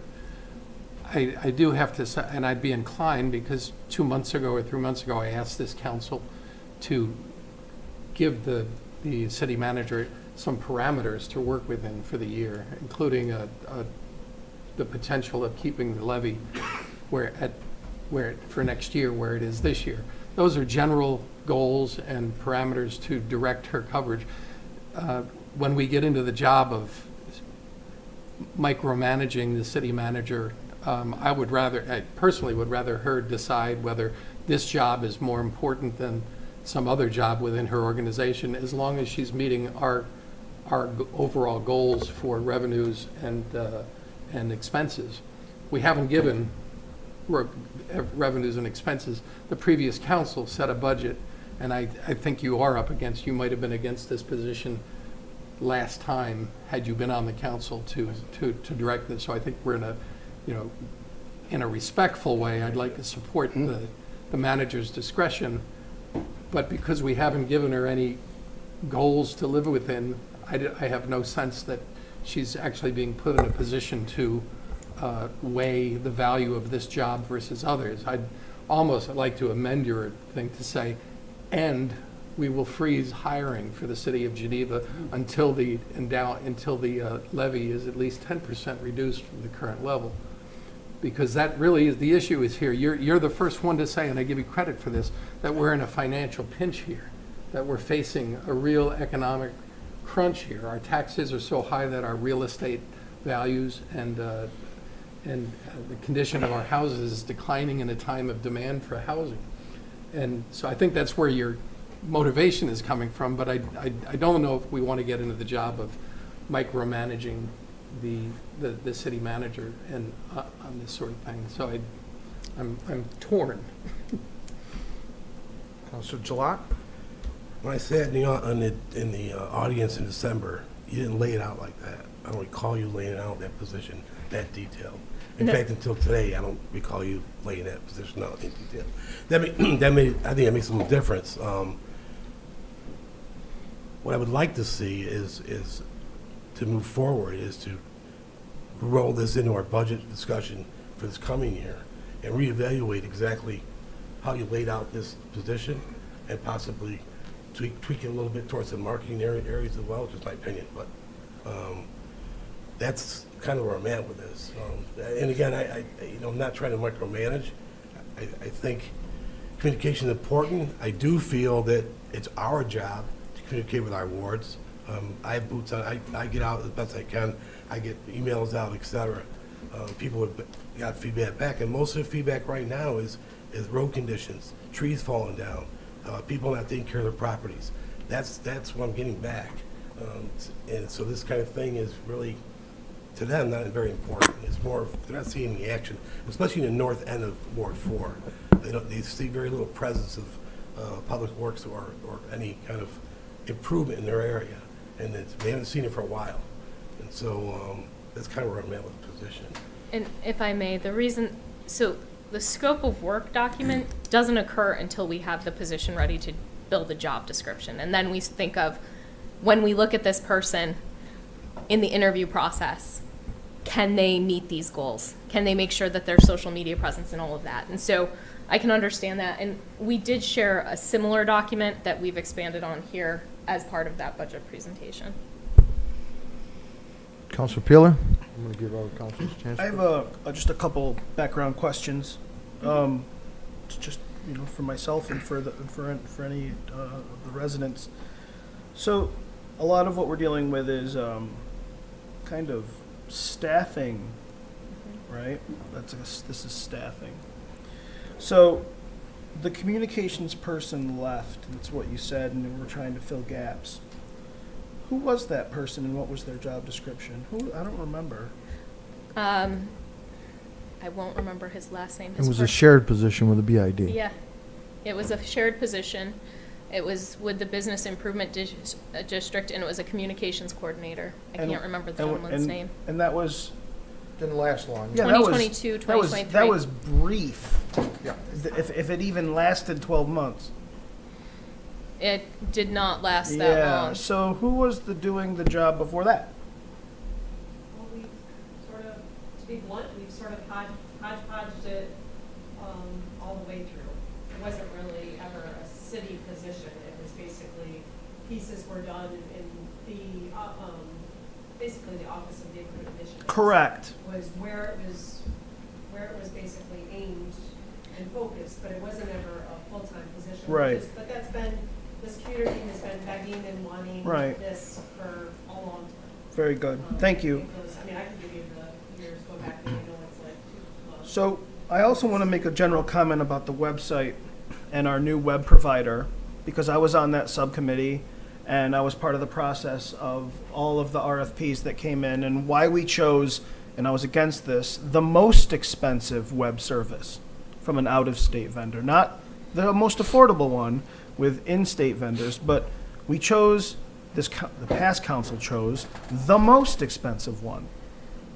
And we chose the most expensive one, and the rationale is that it was the easiest to use, and it would allow every staff member and every department to democratize communication, and with very limited training, every single person and every single staff member could provide responsive and accurate and high-quality communication via the website. And that's not happening right now. And I want to know why, because we were sold that promise as why we chose this most expensive Civic Plus thing. And I don't know why it's happening. Maybe we can find out later. I get very concerned when I hear we got to hire a $115,000 person to do a job that it was explained 3 years ago. That would be a good portion of that job responsibility would be democratized by all the different departments that do that communication. That to me is a concern.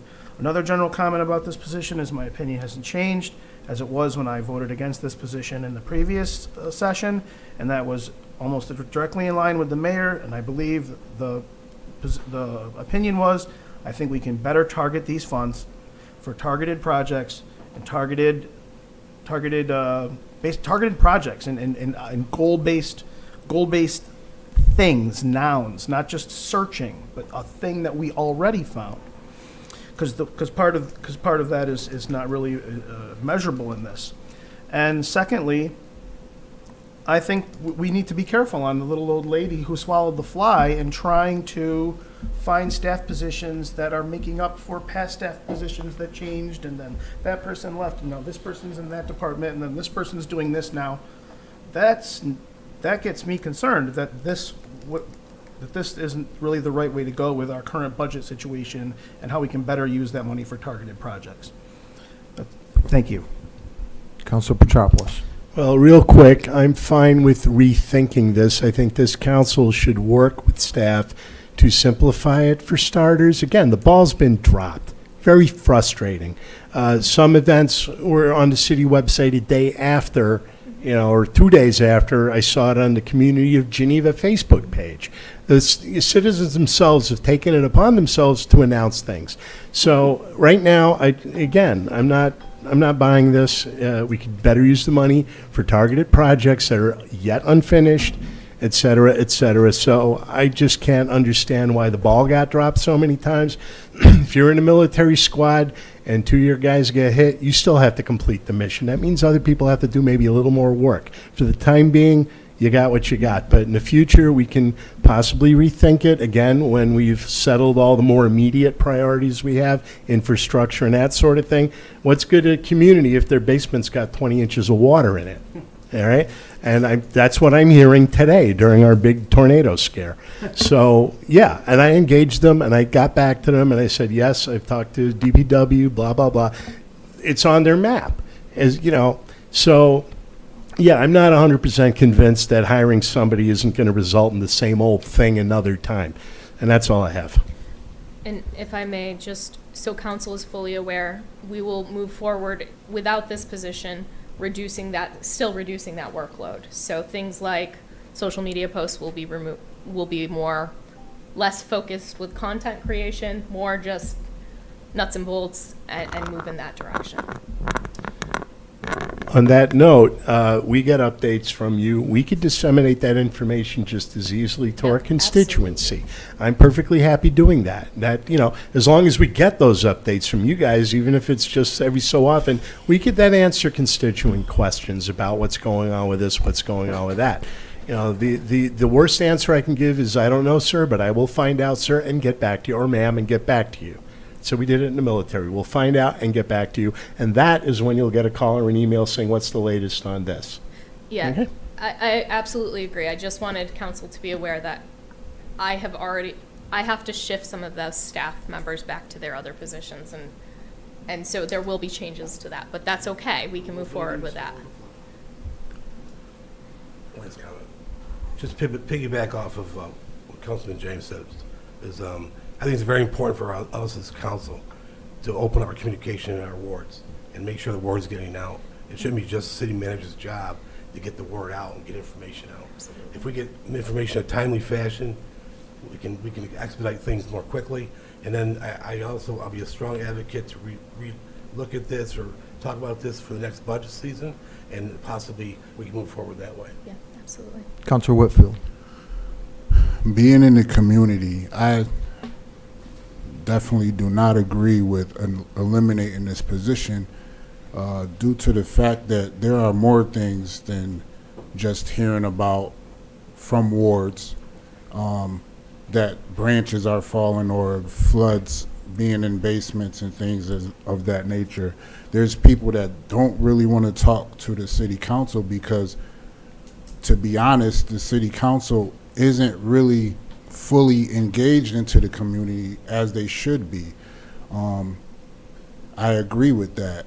So this position here does represent the bridge and the gap between the community and the city council. Yes, we can post things, we can say things to people periodically when they do send you emails. However, on a regular basis, there are more things that needs to be adhered to rather than just the minute things that you hear through your email. So I don't agree in eliminating this position. Thank you. Councilor Petropoulos, I'll give you a fourth time in just 1 second. So I just want to thank the staff that has extended themselves to do a lot of these extra activities, and disappointed for other staff members who might not be working as hard as efficiently. And I hope we're not saying that we are going to change what we're currently doing, because if we're saying that, I'm wondering why we're changing what we're doing. We are going to have to change what we're currently doing, because I no longer have the staff to currently do it. With my move towards, when we made the changes last year, moving the special projects coordinator to take on the human resources role, I reduced the hours with the city manager's office. She was already backfilling that communications role that previously, I understand now, was Office of Neighborhood Initiatives role, which, so basically we've backfilled and backfilled. I can't, and when we eliminated the HR position and now we're eliminating the .5 communications position, I no longer have all of the staff to do all of those things. Does that make sense? Well, I guess what I'm saying is we haven't hired this person. No. So I have staff going above and beyond and working out of title to do this. Okay. So are you reducing their hours? No, I'm going to put them back in the positions that they're not fulfilling their responsibilities in their current positions, because they have to do this work in addition. Interesting. Okay, so I say thank you to those people for doing those efforts. And the city's been through a lot of transformations. Our Office of Neighborhood Initiatives took a lot of hits, and I think it did a great job. I think the efforts to build community pride in different neighborhoods was huge for the city of Geneva. I think the Charles Buki report really helped us kind of focus and how to make things better in the city of Geneva. I think we've gone through transitions from economic development directors who we didn't have for quite a period of time, and I think we're in a rebuilding process. I don't want to be eliminating this position. I didn't want it to begin with. I didn't vote for it last year during the budget session, because I think we have to digest where we are now before we start implementing new positions. And we also did the safety director, which had a sunset to it too, and I guess I was okay with that, because the safety director was going to provide results within a 2-year period that would hopefully benefit our safety rating overall.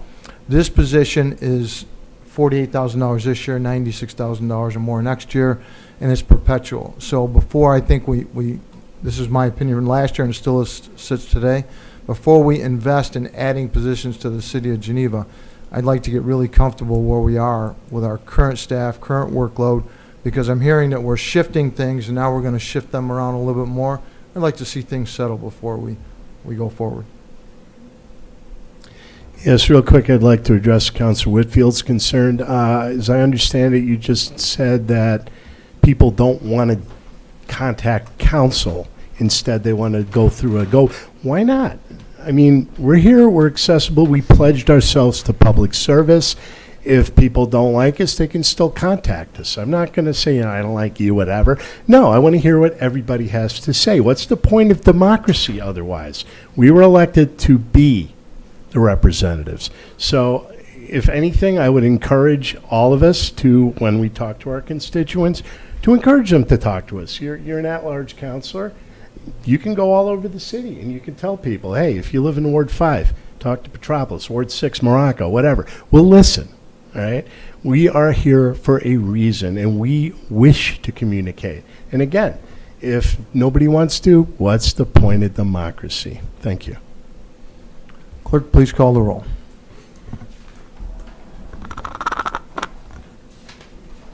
Counselor Lavin? I'd like the manager to move easily within harness, so I'm going to vote no on this, but I'm reminding the council that you haven't given her the harness for the year. You haven't given her goals, you haven't given her the kinds of things that would make this decision routine on her part, not on our part. So, no. Counselor Peeler? Aye. Counselor Grimaldi? No. Counselor Gilat? Aye. Counselor Petropoulos? Aye. Counselor Morocco? Aye. Counselor Whitfield? No. Mayor Valentino? Aye. Motion carried. Okay. Next is appointments to boards and commissions, and I would like to start off with appointing Counselor Whitfield to liaison to the Green Committee. Thank you for accepting that, Counselor. I appreciate it. You're welcome. Counselor Counselor Gilat and Peeler, do we have any appointments to boards and commissions? I don't have an appointment for boards and commissions, but we did receive a recommendation for a request to remove a member who's been absent from the Police Budget Advisory Board for some time. I did have a question to Nicole. Nicole, did this memo come from the chair? I'm not sure who the chair is, I'm sorry. Stephanie? No, it came Stephanie? From, no. So- It came from the secretary, but I spoke with the chair Okay. today. So can And you, this person has not, I reached out to her, she has not made any effort to stay on with it. okay, very good. So time out on that one because it's a lesson learned on my end, and I don't know if legal can jump in here, but removing a person from board or commission should come with a public hearing. Correct? So if we want to follow through with the removal, I think we should start there. I don't know that for sure offhand, so I don't want to say Okay. one way or the other and be wrong. Well, I'm just going to go with past practices Yeah. because we did a removal and we actually had to we replaced them based on a previous council doing a removal and holding a public hearing for that. So Yeah, if it'll we're be going to do a subsequent. removal, please let's set a public All right, hearing. very for it. good. Let's do that. Yeah, I recall that as well. We had like Cornell Legal sicked on Yep. us for First Amendment. I don't know how that. Okay. So So if we I don't. So I don't have any. I don't have any appointments. All right. So- And what we'll do before that public hearing is we'll have Robert review that commission and board's bylaws, which does govern that after so many meetings, that person is officially removed. If it doesn't need to be a public hearing, we'll make sure that Great. that's there, and there is a special meeting next week that we can move that on. Oh yeah. If it doesn't need a public hearing, we should probably send that memo to the Cornell Legal Group No, too. thank you very much. Okay. Didn't have a leg to stand That's on. based on bylaws. Okay, so we're going to do mayor and council reports. I'm going to do my report, and then I'm going to leave because in 3 minutes, they're going to serve dinner at the Martin Luther King Scholarship Meeting at the Club 86. I'm So- joining you, Mayor. Pardon? I'm joining you. I'm going to suspend my All my right, comments. that's good. I'll let Councilor Peeler adjourn the meeting. Just the parade, I've heard great things about the parade. I didn't attend, and I imagine other councilors will talk about it. I want to thank GPD for response to an issue in the Garden Apartments. They did a sensational job dealing with that situation. And I want to ask the two at-large councilors and Councilor Petropoulos, if you've heard, there's only one here. If you've heard anything about Union and Howard Street issues. So if you haven't, I'm going to ask you just to spend some time walking the streets or riding the streets or visiting the streets. Yes, sir.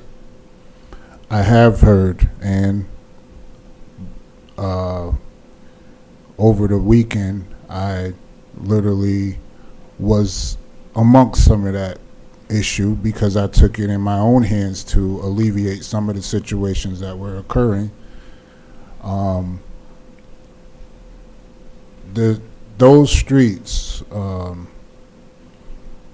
people where the complaints are coming from, the people that are basically doing the things that has been said, I've taken in my own hands to approach these individuals to speak with them. So Thank you, Counselor. yeah. That means a lot. And I think, just to put this in the context, the streets are very narrow. And there's people having fun in the street, which I have no problem with. I've been on the street a few times. and having discussions similar to what you have had. I think the challenges is when cars block the streets, that's a challenge, or when bad things are going on. There's homeowners in the area that love their home there, that there's a lot of activity that's not legal that's going on, and I compliment the police department because they were there twice in my presence, and they're doing their best to try to mediate the situation.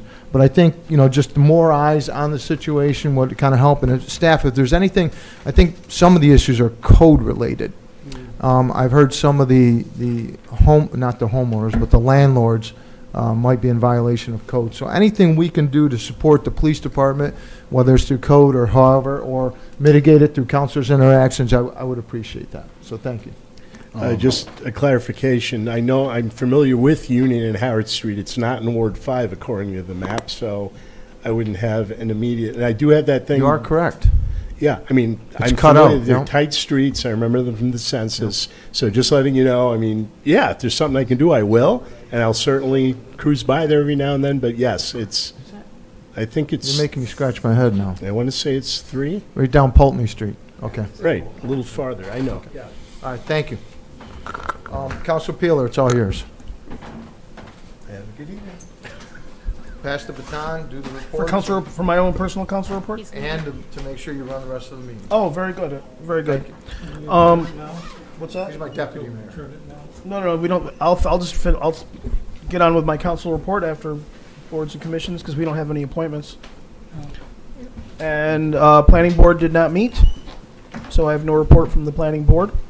And I do want to thank everyone that was involved with the fireworks over 4th of July weekend. I visited the Sampson celebration and the Geneva celebration at the pier, and my kids told me that it was a tie for the fireworks display, and that's the first time that Geneva's ever tied Sampson. Let's keep it up. Thank you. You want to go, Pat? Sorry, just give You me have a to hard go time. even if you don't want to. Okay, I went to the Housing Authority meeting, and they have a new chairman, and they're plugging along. Nothing special going on. Does that conclude your report? That concludes my report. All right, Pete? Okay, the Police Budget Advisory Board met on July 1st, received a tour from Chief Evelyn in the Public Safety Building and the GPD shooting range. Members were able to see firsthand some of the needs of the chief's budget requests. We'll address the importance of gaining and necessary funding to do so.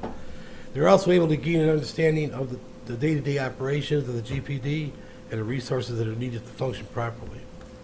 They felt the tour was eye-opening and informative, for which the board was grateful for the opportunity. The board fully supports the efforts of Chief Evelyn to address the current needs reflected in his budget proposal. The PBAB looks forward to continuing to work with GPD in the upcoming budget season and ensuring that the department's needs are met, along with continuing to strongly advocate for the essential addition of mental health personnel, which is the main focus of the PBAB as well as Chief Evelyn. So I was not in the area to go with the group, but I have made an appointment with the chief to get a one-on-one tour as well. So, and I plan to report on that next council as far as some of the things that they saw. As far as the Geneva BID, the Paddle Fest was postponed due to bad weather. They're hoping to reschedule that end of the summer. Cruising nights Friday, July 26th from 5 to 10. The bid is looking for volunteers for the event. Those interested can sign up at the bid website, genevadowntown.com, under cruising. Also accepting retail vendor applications to the end of the week. Applications are also available on the website. There'll be a bid-sponsored movie at the Smith on July 20th ahead of cruising night. Talladega Nights, The Legend of Ricky Bobby, will be playing at 7 p.m. Garlic Week is coming up ahead of the Glorious Garlic Festival, which is August 3rd and 4th. The BID will be highlighting downtown restaurants serving special garlic dishes ahead of events. And that's all I have. Thank you. And that website is Downtown Geneva or Geneva Downtown? GenevaDowntown.com. Thank you. Jim? Right. A couple things. Again, the parade was a mitigated success, very enjoyable. Unfortunately, Summerfest was ill-attended. It was way too hot. I did talk to the Recreation Department person on duty, and I got excuses. Really, the solution would be to get a few of those tall fans and just circulate the air. It wasn't that well attended, and I'm hoping that next year they'll either turn on the AC, turn on the big fans, or otherwise get the air circulating. I wasn't pleased with the response I got, but that's the way things are. Otherwise, today was the LDC meeting. We met with a young Hobart student, I believe he's a junior architecture major, who's going to be engaging. He's Ukrainian, actually, and he's living in Poland and going to school here. He had some brilliant, I really was impressed, coming from an arts background myself, really impressed with his designs, to the extent that we're asking questions, making sure we can protect it to whatever degree from weather, vandalism, et cetera. I'm very pleased that that's going to be moving forward at some point. The other thing we talked about the LDC meeting is I was asked to provide an update for the supermarket and other little projects, the arcade. I will be going to meet with small supermarkets like Big M. I'll be calling them. I just want to get that information from them. I've been hearing all kinds of yes, advice this, advice that.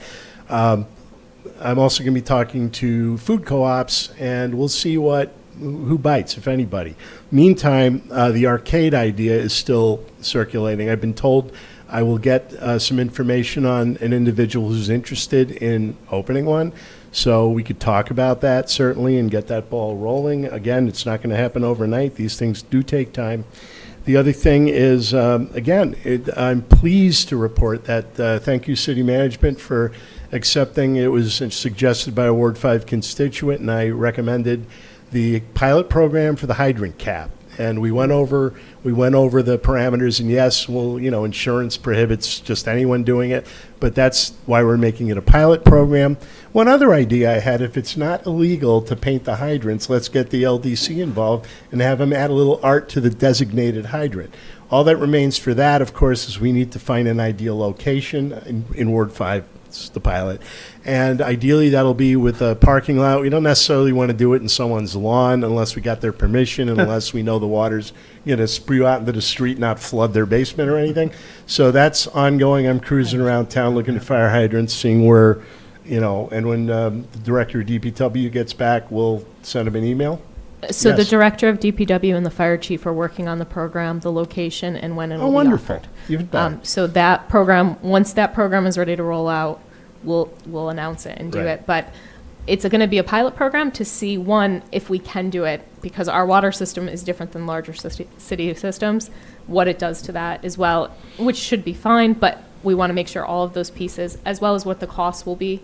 And we've started to identify in the 2025 budget council special project costs, so that you can develop your own budget line where things like this that you want to have, you're responsible for budgeting that and what that is. So when we talk about this program, and I know the comptroller's been loosely involved in the conversation about monitoring how much water we're using, those kinds of things. So we put all of the expenses together. Well, the fire department did informally tell me that because it's low pressure and a sprinkler, it shouldn't be that big of a deal, but let's, I await further advisement on that.